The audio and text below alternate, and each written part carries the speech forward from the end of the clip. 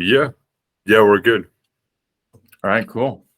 Cool. I'll get us off started. Well, first, thanks for having me. This is always fun to have do demos, especially for product research and especially for newer audience. So if you could just give me a quick breakdown of your audience and your users, that'd be great. Yeah, so me personally, man, I've been doing FBA wholesale since 2019. Okay, late 2019, right? I started off with online arbitrage and I saw that it actually wasn't sustainable. I ended up getting a suspension. And then from there, I switched to FBA wholesale. And I actually talked to a lot of people and same thing happened to them, right? From online arbitrage, they got a suspension. So me personally doing FBA wholesale, I'm always using Scan Unlimited to go through all of my spreadsheets and see, what filters. I have a certain filter set up for profitability, low sales rank, all that stuff, where I want to see that stuff and weed out all of the non-potential products, right? Just show me the potential products.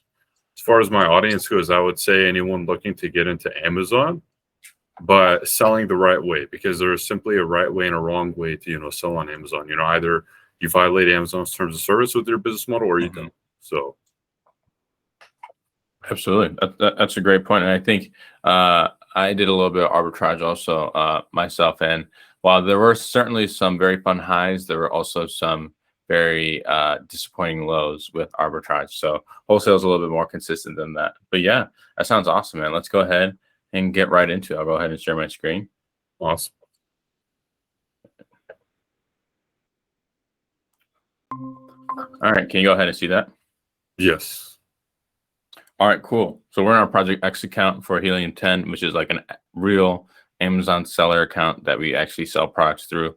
But for our product research, we're just gonna go ahead and get started in Black Box, which is kind of our bread and butter when it comes to Helium 10. And so let's go ahead and get started there. So you can see we have a bunch of tabs here.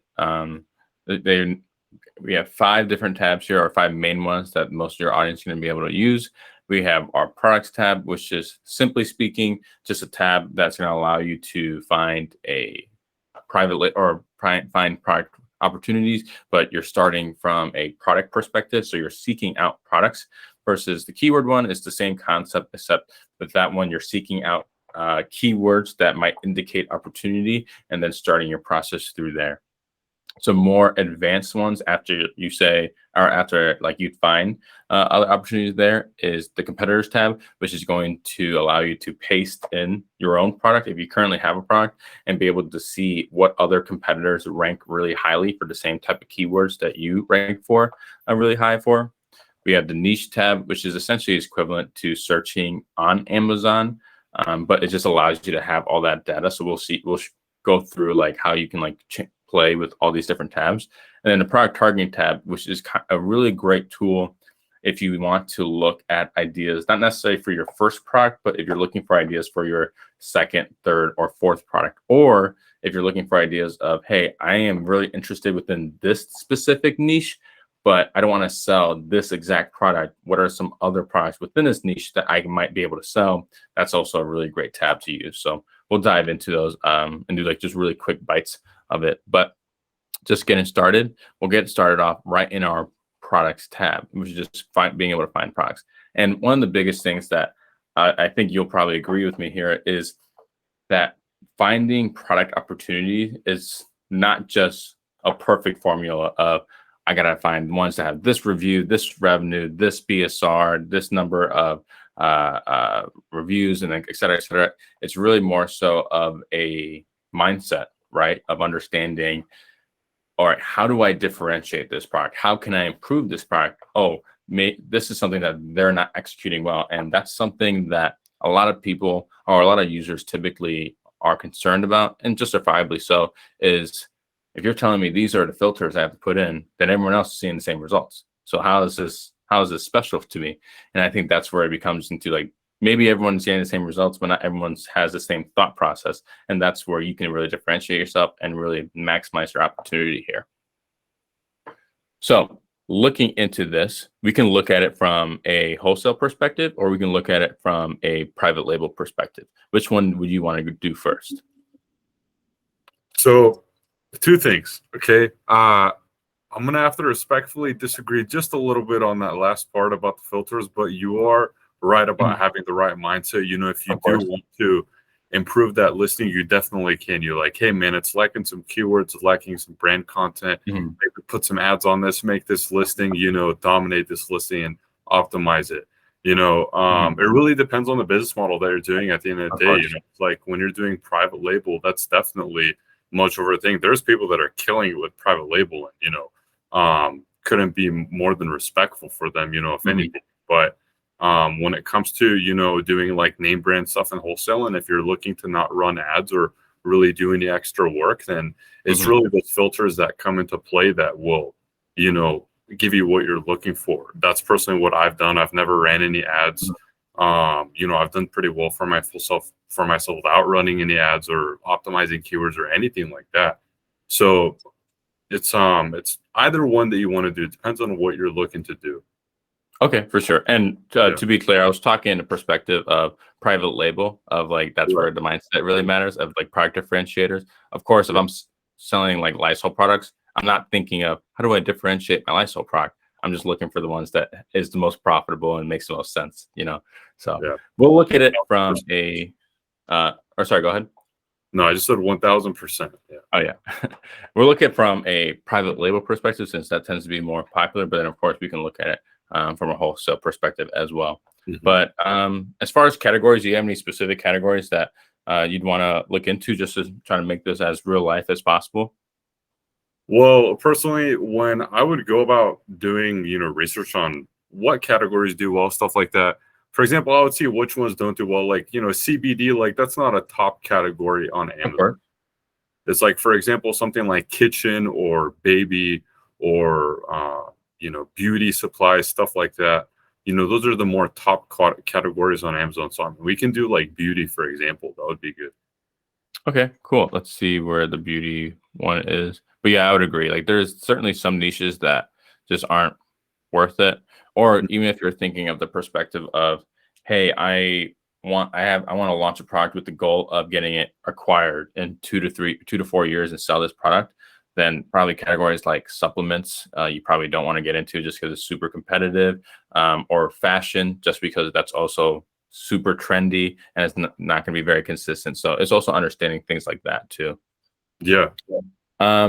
But looking at this, we have new features within here, but of course, we're just going to look at it from the basic perspective of how we also always do product research, which we're going to do a couple filters here. So in this case, we're going to look at review count. Of course, we're going to look at it from the perspective of I am brand new to Amazon. I don't have that much money. I have some money, but I don't have that much money. So I can't dedicate like 20 grand towards buying a product. But I also want to make sure that like my first one, I mitigate the risk as much as possible, right? So looking at review count, we're going to put, and again, these numbers I'm putting in are arbitrary, but the concept of it is still the same. So we're going to put in review count. We're going to put in maximum. I want to see products that have a review count of maximum 500 or below. And the reason why that is that what I want to see is products that appear that don't seem to have too much competition in terms of I'm coming in with 0 reviews. When you launch a product, everyone starts off at the same page coming in with 0 reviews. So I don't want to see my product that has 0 reviews compete with top products that have like 22,000 or 60,000. You know, it's pretty likely that somebody's going to go with the 60,000 review over the 0 one. But Right. 500, that's a little bit of a different story. Right. Same So when same I thing first can be started said. buying stuff on Amazon, you know, it's like I always look at the review Mhm, volume. It's like that's really one thing that sells me when I'm of course. looking for stuff on Amazon. Like the higher review count, it definitely helps. And that's another thing I Mhm, look for whenever I'm selling. absolutely. And so like that's what's interesting is that in this regard, we kind of have to look at it uh from what is somebody when they're looking, like you said, where am I looking at when like trying to buy something? Like if somebody's trying to buy something, they're looking for a high review count, high review rating, because that shows that it's legit. But in terms of where I see opportunities, it's going to be low review counts, low review rating. So I'm going to put a maximum of 4 stars for the review rating. For number of sellers, again, since I'm looking at it from a private label perspective, I don't want to see or I want to minimize the number of listings that have resellers or wholesalers or people doing retail arbitrage on it. So I'll put a max of two sellers on a listing. That way I don't see listings that have numerous sellers on there. I'll do, for as far as price point, I'll probably do somewhere between $20 to $40, only because that ensures that probably when you're thinking about it, of like manufacturing, getting your products, your cost of goods is going to be around 25 to 33% of your actual sale price. So this means that my cost of goods will probably range between around like $5 or $4, $4 or $5 to maybe like $6, $7, $8. So not too bad if you're looking at, if I have to order like 500 units, it's not gonna be too much capital on my part. But of course, the number one thing is we want to find stuff that actually makes money. So we're going to be looking at monthly revenue. So we would do like a minimum of 10,000 because we want to make sure that it's doing decent volume. But also, if we were to do minimum monthly revenue of 100,000, meaning that they're doing $1.2 million in sales a year, that's probably a market that if I'm a new seller, I'm not ready to compete in that market just now. But somebody that's doing maybe 120,000 per year and doing $10,000 in revenue per month, that's not too bad. I can handle getting into a market like that if I'm a newbie seller. Mm-hmm. And then another thing that we also want to make sure, looking in terms of product opportunity, is how Helium 10 determines and measures sales is based off of the niche and its BSR, just because we have the largest database of our largest storage of data in regards to the correlation of sales and BSR. Because back in like 2018, Amazon used to allow that, and we were storing it for years up until they didn't. But now we have an algorithm that's able to give you a really accurate estimate of what it is. But because it's based off BSR, we'd like to do a max of 1 for the variation count, just because typically in a variation, if there's 20 different items in a variation, they all share the same BSR. So you're not necessarily getting an accurate estimate in terms of your results when you're looking at a variation. You're just looking at what does that variation do as a whole rather than that specific child variation. Right. So with these filters, I'm feeling pretty good with these filters, and we're in the beauty and personal care, so we can go ahead and search. And also with the variations as well, one of the biggest things that I tell people is that when there's multiple variations, it doesn't mean that all the variations are selling the same. You know, the blue color might not sell like the red color. You know, the blueberry might not sell like the raspberry flavor, whatever it is. Okay, so variations, you have to be, you know, you have to get the best one, honestly. Of course. Yeah. And there are ways to like identify those items, but yeah, I would agree. Like, then that's typically the mistake that people make, is they either assume that it's that one item has all the sales rather than the whole like 20 other variations, or they assume the same as what you said is, it's just equally split between the three or between all the variations. Okay. Now we have our metrics here. We're seeing monthly revenue. You can see all the filters that we have here. We're seeing our monthly sales, seeing our price point. Okay, it's not too bad. What we're trying to see here, though, is what I typically recommend people to do. And again, you don't have to, but what I typically recommend people to do is go into a niche where you think you'd be able to recognize unique differentiators or unique aspects of an item, right? Exfoliating acne body wash, is that a new concept? I have no idea. So like, that's where, in terms of beauty, that's where it'd be different. But let's look to see if there's anything that's a little bit more unique that maybe we can look at. Okay, so let's look. So we see this is a little bit different. We see this silicone shower foot scrubber. And we're going to go through the process of understanding if this is a product opportunity or not, right? So we have this product. We can see it's currently priced at $22.99. That's in between our metrics, doing around 870 sales per month, around 20 grand per month in revenue. Okay, it's not too bad. Let's go ahead and see, when did it, how old is it? We can see in terms of months. So it's about a year-ish old. Right. So then that's such a big factor. Okay, how long, you know, as you know, how long has it been on Amazon? And it's like, whenever you look at 100 days of data versus 400 days of data, it's a huge difference. You can't just jump into a product with like 30 days of data and have that calculated risk. So, Absolutely. And that's something, we teach of like, not only does sales contribute to how well a listing does, but Amazon's algorithm over time does reward historical data. And the longer a listing has been at the top, the harder it is going to be to try to take up market share away from them. So that's why we try to look at like, around 24 months or less. Like this, I think this one that's 40 months, or even this one that's 135 months. So it's been there for a long time. We probably won't look at getting into a follicle energizer or eyelash energizer, but let's go ahead and look at this listing. And of course, we have the metrics here, but this is where you kind of have to think about the mindset of the listing, at least in terms of private label, of where is the private or where is the product opportunity. So looking off the bat here, I can see that the images are not too bad. This isn't an Amazon TOS compliant image, only because you're only supposed to show the product image. You're not supposed to have, or the product itself. You're not supposed to have like other random body. And plus, just look at how it, like randomly cuts off here on the left. Like that's not a great image. But I can see that their other imagery is not too bad. So they're doing pretty well on that front. Okay. So then now I'm looking at, all right, let me look at their listing. And again, this is where if you're coming into Amazon without coming into learning to sell on Amazon without understanding how a listing is supposed to look like, then I typically recommend you want to at least, at the bare minimum, know what a listing should look, what a good listing looks like, and what a bad listing looks like. That way, in this case, you can see that this listing isn't really too great. You can tell that they probably could be doing a little bit better, but they repeat their brand name a lot, which is unnecessary, and it doesn't seem like they have much keyword integration into here.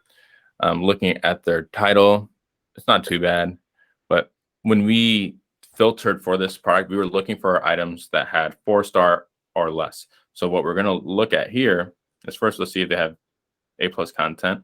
Okay, it's not too bad. But what I want to see is, I know that their star rating it could be better. There isn't like a 4.4 or 4.5. So what I'm going to do is use the Chrome extension. I'm going to click on Review Insights. And what I'm going to try to see here, and this is going to pop up all the reviews that were driven for this product. What I want to see is what are the common themes that people are complaining about with this product, in order to give me an idea of how I can differentiate it.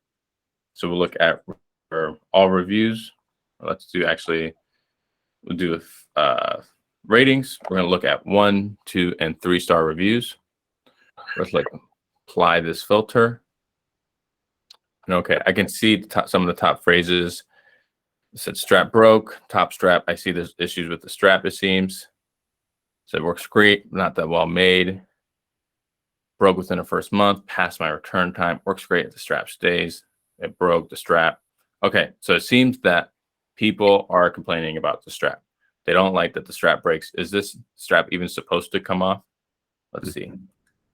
Right. Reviews is a huge thing. That's one of the things I look at. If I see a product that has more positive reviews overall and not every single customer is complaining about it, that's a huge green flag. It's like a product can have great this, and that, but if the reviews are all, just shitting on the product, it's just, it's good. So like, clearly this is something, and I think first off, we see that there's a spelling error. So like, that's not great. Protecting your skin, clean your feet more thoroughly.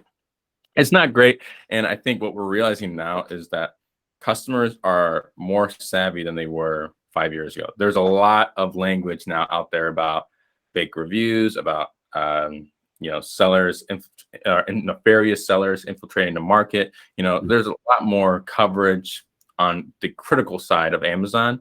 So if there's a silver lining to it, is that you can benefit from customers being a little bit more intelligent and savvy than they were in the past. So we can see that, let's say, if a really great opportunity here would be if we were to talk about a reinforced strap. If we were to launch this product, but maybe had a different color, but we were saying a reinforced strap or something.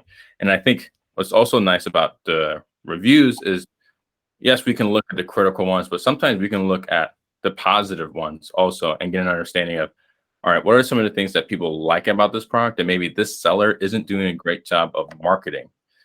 So let's go ahead and look at the positive ones, see the common themes.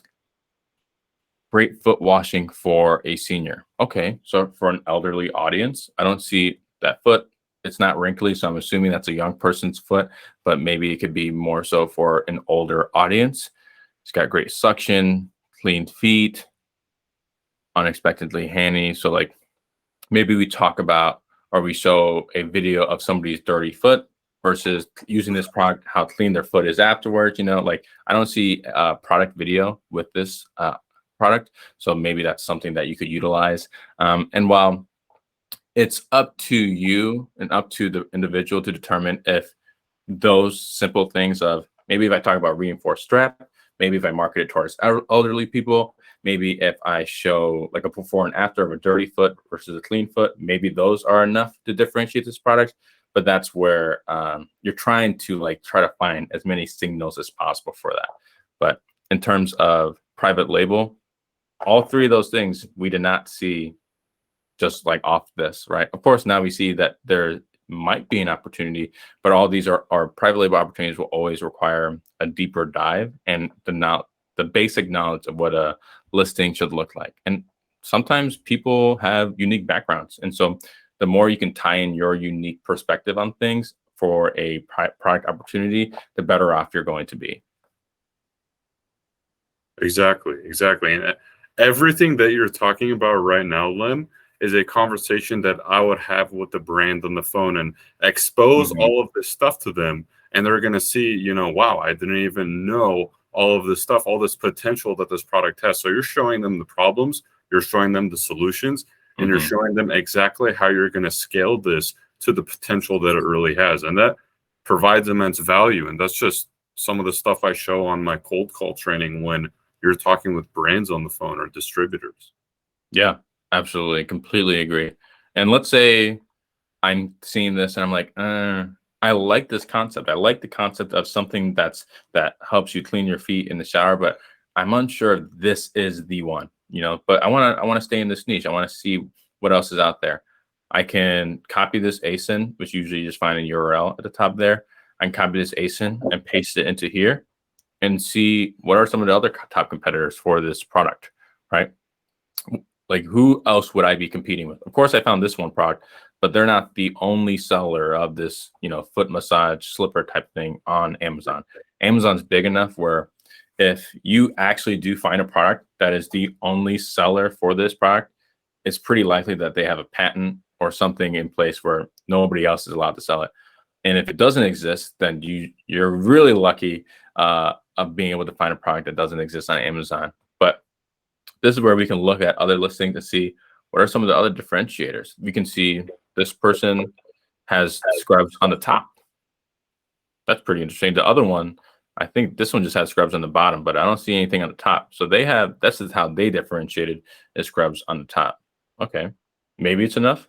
Let's see, they're doing 25 grand a month in revenue. So it appears it's enough, but maybe if you were to do that, but instead of those seem to be like actual like bristles right there versus silicone bristles. Maybe you did silicone bristles on the top instead of the actual type of like hair type bristles they have here. That's a different type of product differentiator. Let's say I like this type of niche of like items used in the shower or in a bathroom, but I don't want to do this specific type of foot scrubber. All right, then I can look at my product targeting tab. And this one I really do like only because it really allows you to flex your creativity in terms of finding opportunities, because it's going to show you items that are not appearing in terms of competitors, but it's going to show you items like this frequently bought together. So we can see that people typically buy the other color of this and then they buy a soap, but maybe it's a specific soap, maybe it's specific foot soap, whatever it is. Right. And this changes all the time. And this is data that Amazon provides. Helium 10 is not like making assumptions. This is actual data that Amazon provides. And then we're just keeping a log of all the products that show up for this. Right. Some of the other things that will also be contributed in this tab is bought together as, or bought together is in terms of in a week basis. Maybe I bought this slipper on Tuesday, and then on Friday I bought this back scrubber. That's also data that it's going to provide, right? Mhm. Of course, you're going to see some random stuff. Like we have a, I think, microwave cooker tray for bacon. Somebody had a grocery list apparently when they bought this stuff together, but clearly you got to use common sense when you're looking at relevancy for similar products. But we can also look at here to see what are some other interesting things that people could use. We can see that people who typically buy the foot scrubber are also looking for a back scrubber. So that's a bundling opportunity you might look into. Right. Hey, I have a foot scrubber and a back scrubber. It's like, great, two birds, one stone. I want to buy your product, right? That's also an opportunity you could look at. We have body scrubber. Maybe you just sell a scrubbing kit because people, for whatever reason, are really dirty. You're just selling a scrubbing kit or multi-purpose. You think of a product that's multi-purpose. That could be for your back. That could be for your body overall. That could be for your feet. Maybe that's a product you're thinking of. And so that's where you're not going to get these ideas. You're not going to get your creative juices flowing unless you go through and give yourself the due diligence of going through the process and letting your brain just kind of like simmer on these different ideas. But yeah, that's pretty You're much my mind, man. It's like whenever it comes to bundling opportunities, that's another way of providing value to a brand or distributor on the phone. Or like, hey, you're missing out on some great bundling opportunities. I can put these together for you and just skyrocket it. So yeah, sometimes like I made my first $100,000 in sales on Amazon strictly through bundling. I didn't think of a brand new product. I didn't think of I didn't have like the next fidget spinner, but I recognized that people were buying several like combinations of these different type of products that were related to each other, but it kind of just seemed a no-brainer. Like, all right, let me just bundle this together, maybe cut the price by 10% or 20%, but I'm making that money back based on the reduced FBA fees of if I were to sell X by itself and Y by itself. Let's just put it together. I have the FBA fees compared to selling separately versus together. I'm saving margin on that. Let me pass on those savings to the buyer and see how it goes. And sometimes bundling is all it takes. So sometimes you don't have to think that hard for ideas for Amazon, but that's just another way where, you can differentiate. But I think overall, this serves as a really great intro and really great taste as to how to do product research on Helium 10 and how to get your start. But of course, I'm sure this won't be the last time we talk. We can definitely dive deeper into other concepts like wholesale, or even get into more advanced strategies of maybe you currently have a product, but you're looking to expand. How do I try to make sure that my second one is a home run and makes sense for variation expansion? yeah, exactly. All of that. I mean, so many great things. Aside from that is like the profitability calculator as well. Keeping track of your COGS, your cost of goods sold. Whenever you have that cost of goods sold tracker and at all times, like, hey, how much money am I actually making on this product after my cost and fulfillment? That's another I'm surprised Amazon Seller Central doesn't have that, that it has to be a third party thing, but yeah, well, you guys have that. So yeah, I agree. But yeah, any other questions that you want me to like run through or anything else before we sign off? no, that all sounded very good, man. And I'm looking forward to getting on again and, talking about the other great features that comes to Helium 10 and the fact that, like whenever you want to be a successful Amazon seller, you need to have the right tools. Just like you want to fix a car, you got to have the right toolbox. And it's the same thing with selling on Amazon. So yeah, absolutely. 1,000% agree. Well, Leon, it was great meeting you, going through the demo, of course, and I'm sure your audience will find this of value. And we'll talk next time. yeah, thank you so much, man. Take care. All right.